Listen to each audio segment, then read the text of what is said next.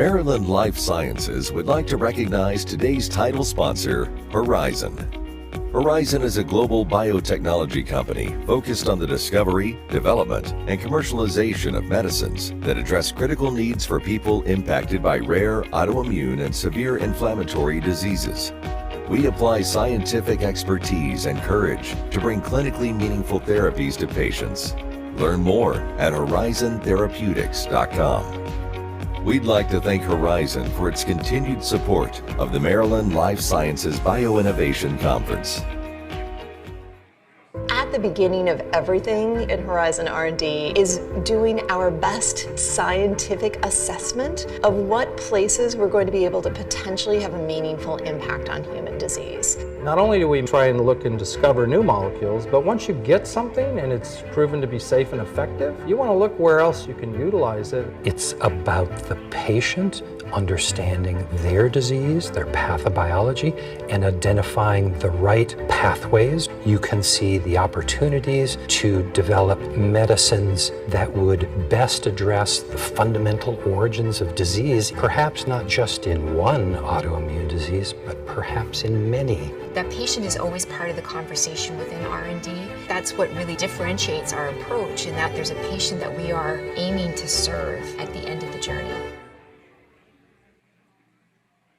Welcome to the 2022 Maryland Life Sciences Bioinnovation Conference. Please welcome to the stage CEO of Maryland Life Sciences, Marty Rosendale.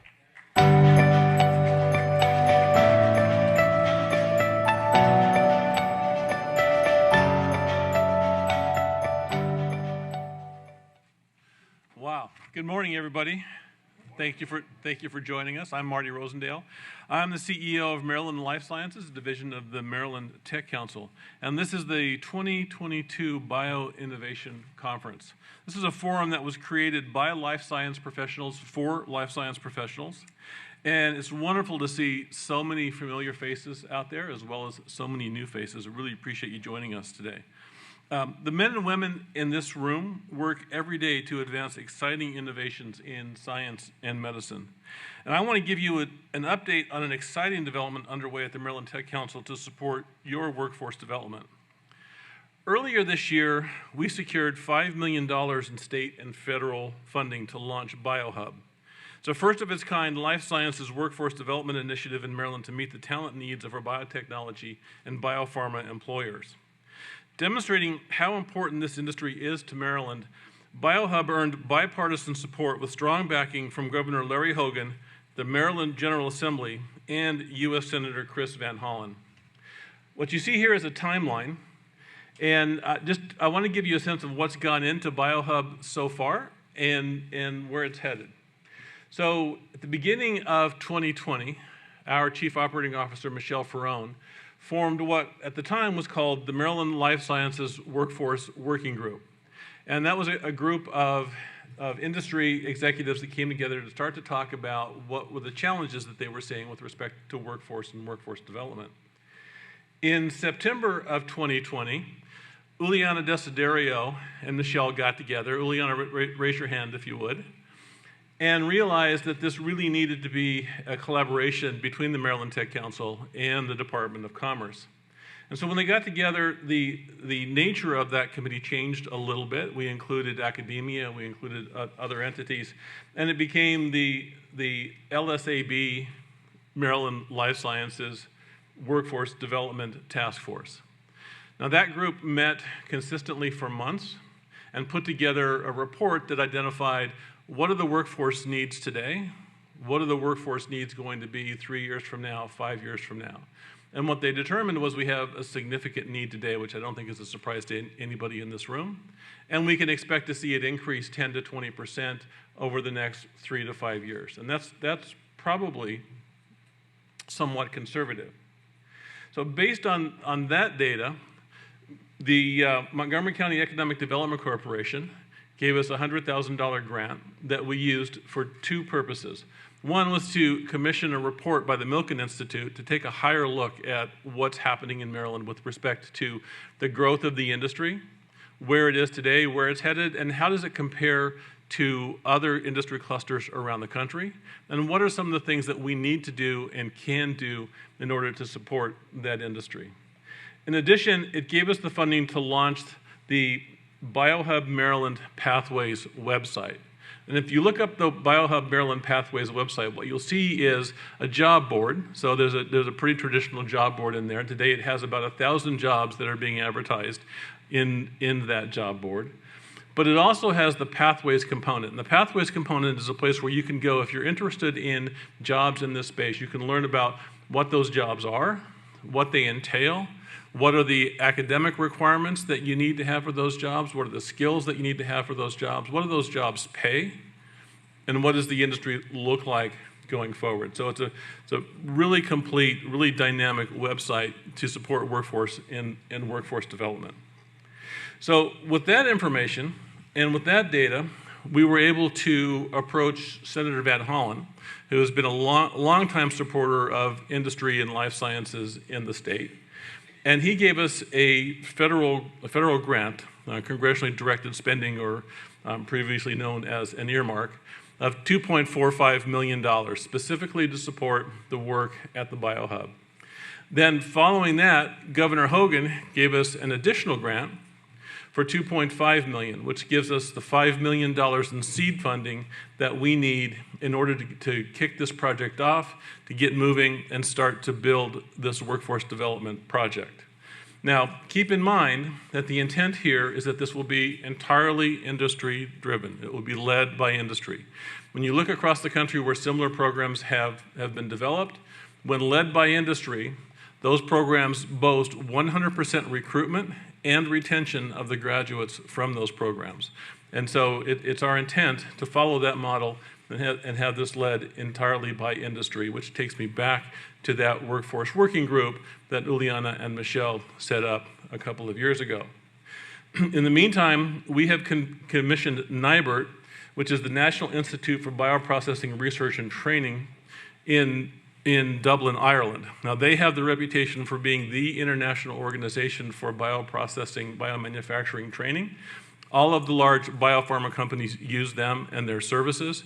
And they provide support to other institutions in the U.S., BTEC down in North Carolina, the Jefferson Institute up in Pennsylvania, and up in Canada, a program called CASTLE. So we commissioned NIBRT. They're doing a deep dive. So the Milken report was a high-level look at what's happening in the industry. NIBRT's doing a deep dive. They're looking at specifically what training is required, what equipment do we need to train people on, what does that training need to look like, where should we start, where is the greatest need, and what kind of facilities are we going to need in order to launch it. That survey, that work's been going on for the past few weeks. Many of you may have been contacted by them. We expect to have that report in our possession in a couple of weeks. And then what you can expect from us and the BioHub initiative going forward is that 2023 will be all about execution. So I know that others are going to come up following me and recognize our sponsors and others for the event this morning. But there is a group of people that I want to make sure that we recognize. Wendy and Angela, are you in the room? I think I see Wendy in the back of the room. So Wendy and Angela were key in the leadership for pulling this event together this morning, as well as the entire MTC team that supported them and backed them up. So how about a round of applause for Wendy, Angela, and the MTC team.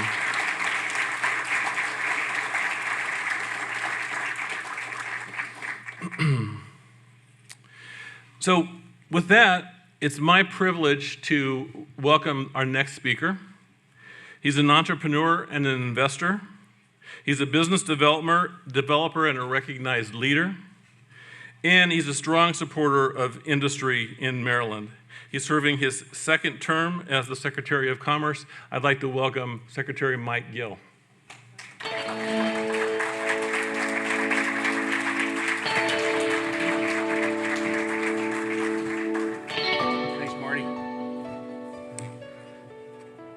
Give Marty another hand. He's providing great leadership, tremendous. Well, it's just another Monday morning, Patrick. No surprises from the commanders. And I guess you could say the Ravens didn't surprise again either, since we've had two 17-point leads and couldn't figure out how to hold on to them. Good morning to everyone. Thank you again to the organizers. This is really a wonderful event for a very important reason. And I was thinking, I tried to just get a lunch organized, and it takes about 11 calls. How the heck do you do something like this? And to Team Commerce, Patrick, Stephanie, Uliana, thanks for what you do. I mean, fantastic. And make sure any needs that you have, grab any of those three folks and say, look, I need your help on such and such. I'm going to be pretty quick. As Marty mentioned, the governor has done some wonderful things over the last 8 years, and I certainly have had a joy working for him, and to thank him for his leadership.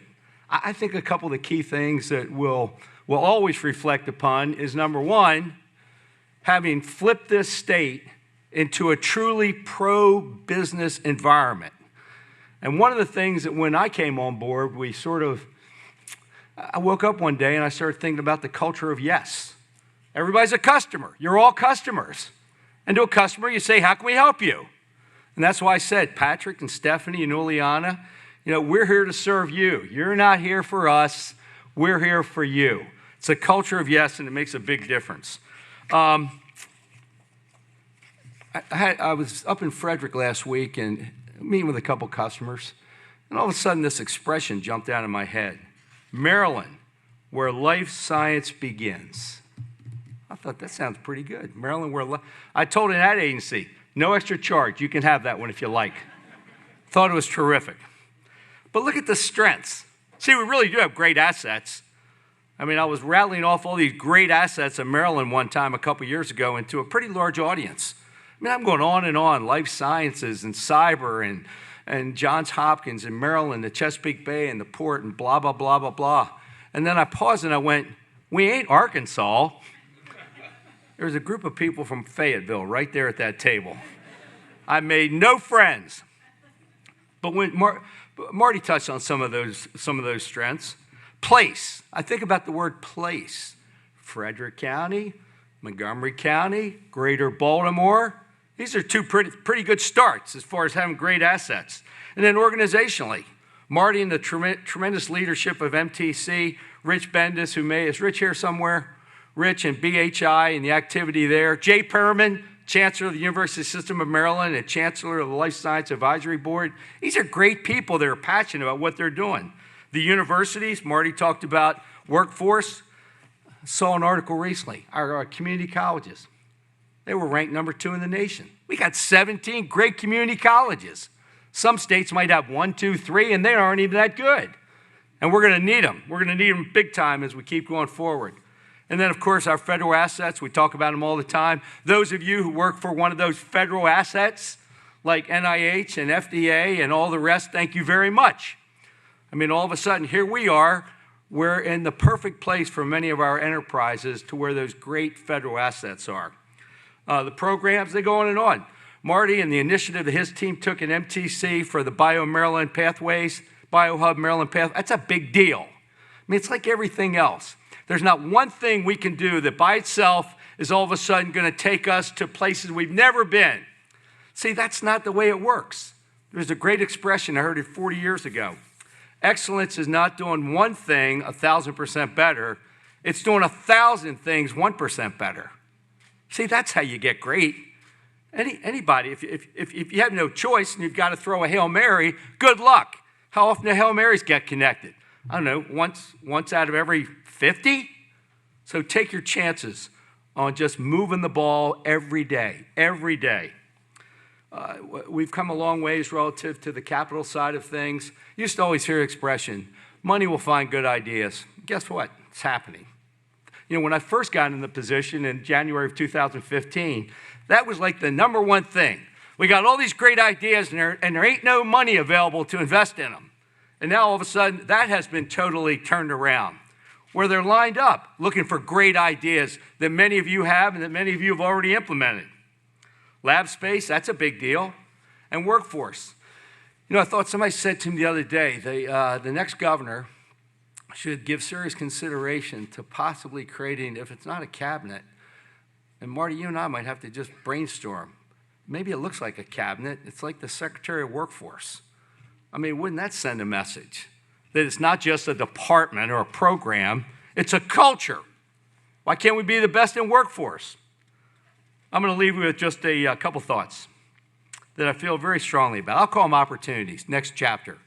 Next chapter. And we have a mix of folks here. We have people running operations for significant enterprises. We have entrepreneurs that have a startup enterprise. We have CEOs of companies.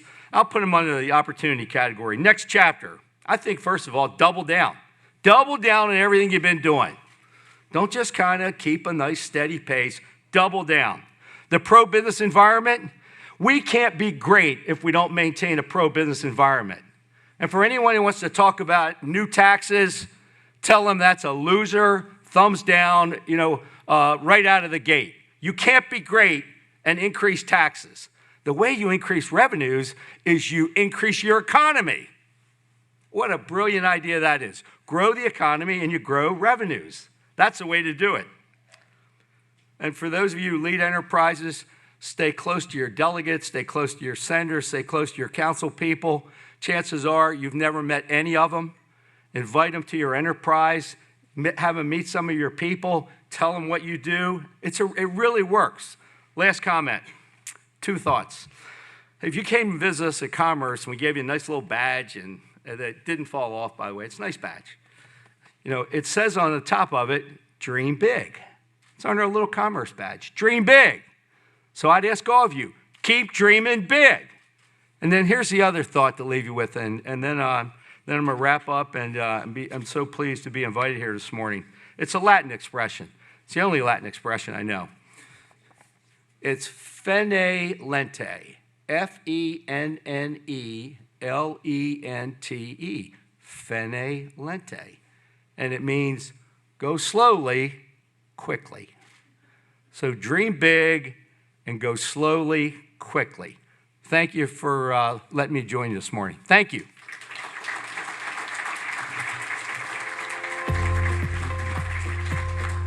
Thank you. Thanks, Marty. Secretary Gill, thank you so much for your time this morning. I really appreciate it. Maryland, where life science begins. I like that. It takes me back to April of 2006 when the NIH and Human Genome Sciences announced that the human genome had been sequenced right here in Maryland. So an organization like ours is all about the membership and the volunteers. And I would like to introduce 2 volunteers who have been amazing supporters of the Maryland Tech Council and the life sciences industry in Maryland. They are Brad Stewart, Senior Vice President of Business Development for Montgomery County Economic Development Corporation and Chairman of Maryland Life Sciences, and Stephen Walker, Senior Director of Global Marketing Early Portfolio Strategy for GlaxoSmithKline. Gentlemen, welcome.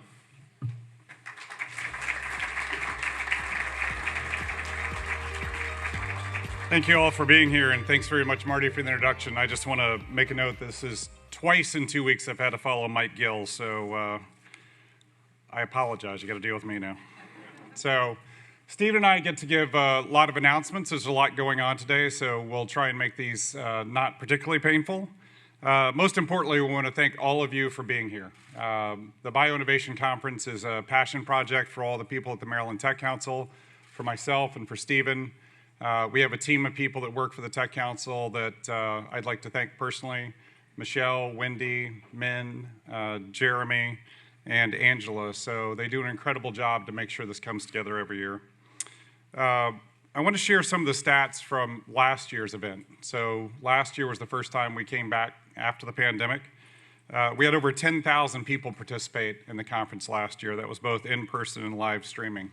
The conference was sold out last year, and we had over 85,000 impressions in social media from our program. So we appreciate it. We get people from all over the world to join us, and we're going to do that again this year.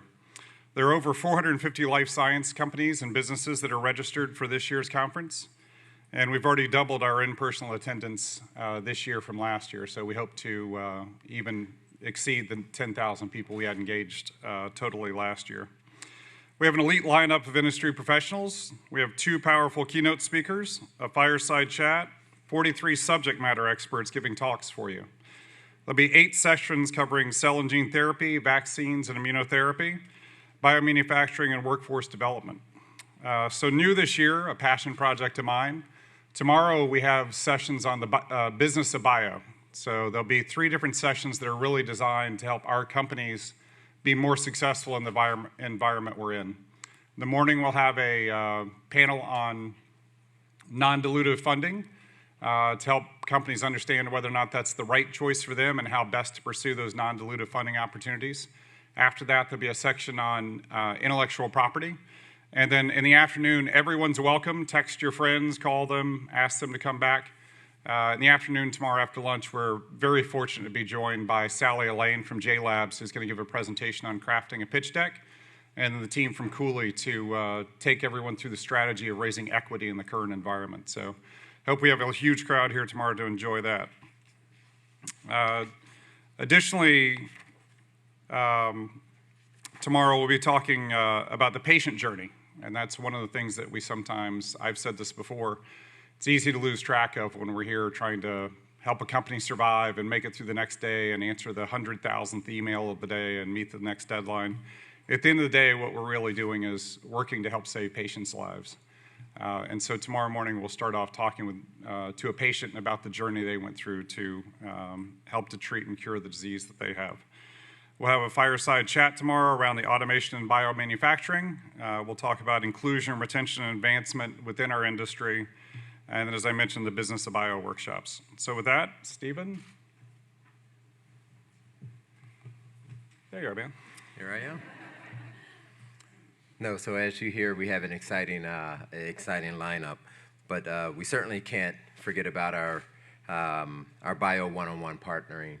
So one of the big thrills about these conferences, especially now that COVID has taken its foot off of our neck a bit, is the ability to be able to engage each other face to face. So we're excited about the one-on-one partnering meetings that we have. They will be held today in person as well as tomorrow in person, and they will be held in the Potomac Room.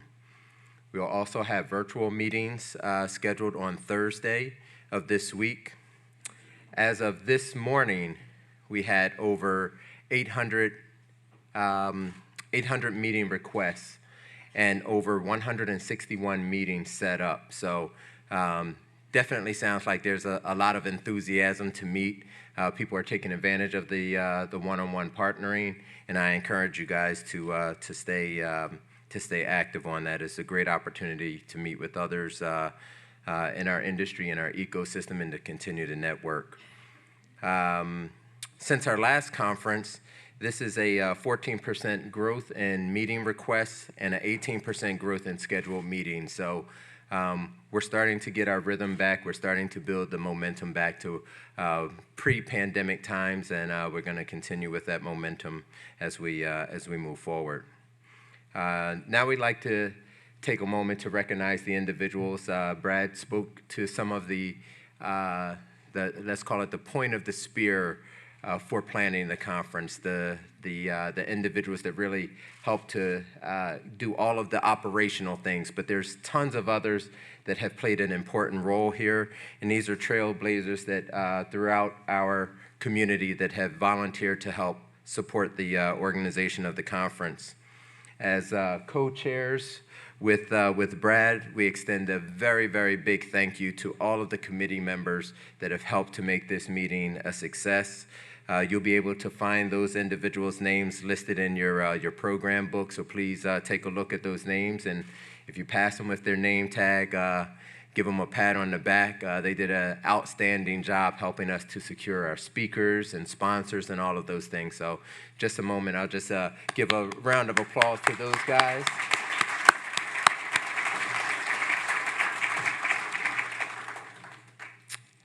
And then the individuals that help us put on such an amazing conference and to be able to broadcast to the 10,000 plus individuals that are going to view this conference virtually, and all of you that are sitting here in the seats here, it's our sponsors. And we have 34 very amazing and special sponsors that have helped us to put this event on. I'd like to thank them. And first of all, I want to start off with our title sponsor, Horizon Therapeutics. Industry sector sponsors, Kite, a Gilead company, Maxite, and Novavax. Presenting sponsors, Adventor, Maryland Department of Commerce, Montgomery County Economic Development Corporation, Pharma, and our keynote speaker sponsor, DPR Construction. In addition to that, I'd like to thank our contributing sector sponsor, GlaxoSmithKline, or GSK, which Stephen is a proud employee of. Our supporting sponsors, Johnson & Johnson's Innovations and J-Labs, including their Blue Knight program. Again, I mentioned Sally Elaine will be here tomorrow. She'd love to talk to you about the programs J-Labs has going on and how they can help your company. JLL, we thank them for all the help they provide on the real estate side, representing a lot of our companies. Our bio partnering sponsor, the Azure Group. Our giveaway sponsor, Shear Partners. The cocktail reception sponsor, T3 Advisors, a Seville's company. So thank them all. I'm sure you'll want to thank them about 4:30 tonight when you're having a cocktail. A registration sponsor, Transwestern, Evolution Labs. Workforce Development Panel sponsor, the universities at Shady Grove. Our luncheon sponsors, Davos, Frederick Economic Development, Frederick County Office of Economic Development, Matin, Progress Labs, Montgomery College.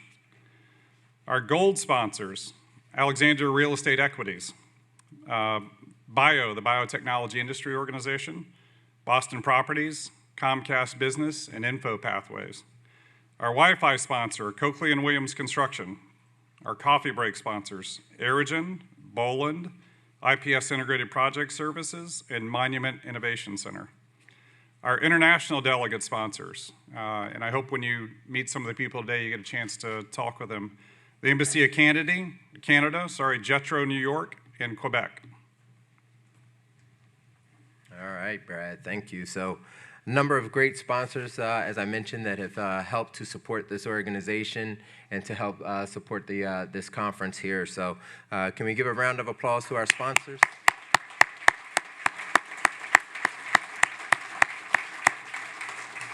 And besides a round of applause, just a very big heartfelt thank you for that, for your support. Now, before we begin our program, I'd like to just give you guys a few housekeeping notes. So I'm going to go through a couple of things. Before I go through this, I just want to kind of frame things a little bit. So before COVID hit, we had these large in-person meetings, and you'll start to see them, the in-person components start to grow again. We're at capacity, and it looks like the room is swelling as the door opens each time. So we're going to continue to grow this out. But the COVID brought in a new challenge that we had to deal with, and that was, how do we continue the conference? And we did the virtual component, and it was a hybrid meeting. We didn't know what to expect. And when the results came back last year that we had over 10,000 virtual people from around the globe into our conference, that amazed everyone. So that amazed us, the virtual component. This year, I want something else to amaze everyone. I want to exceed expectations. I want to break the internet. And you guys are going to have to help me break the internet. You guys helped last year with breaking the streaming services. I want you to help me break the internet. So we're going to start off by, and you may need to take a note on this, while tweeting or on LinkedIn, I want you to use the hashtag MD for Maryland, obviously, LS, Life Sciences, hashtag MDLS Bioinnovation when you tweet or use LinkedIn. Everyone in here, I'm sure, has a phone. You have a camera. You haven't seen some of your colleagues in a while. Let's take some photos. Let's stand in front of the signage. Take pictures of other speakers besides myself. Let's send this out. Let's let everyone know that we're at this conference, how impactful this conference is, how meaningful this conference is to the Maryland and the Mid-Atlantic ecosystem. And I want us to really break the internet this year, okay? So again, it's hashtag MDLS Bioinnovation when you tweet in LinkedIn and whatever other social media you're using. To help support that, Free Wi-Fi is available for attendees. You're going to use the network BCC_guests, and the password is BCC Wireless, all lowercase. Our virtual attendees can submit their questions to myvoice@mdtechcouncil.com. And then later today, as Brad teed up, there is a cocktail reception, a great opportunity for us to continue to network, loosen up the ties, button down your shirt just a tad bit and just relax, take your jacket off and reunite with friends that you haven't seen in a while. If you're not a member of the Maryland Life Science, come and speak to a staff to find out more. And with that, I look forward to having a fabulous meeting. I look forward to getting a chance to meet more of you throughout the next 2 days. And look forward to standing in front of you next year telling you how we broke the internet and broke the social media.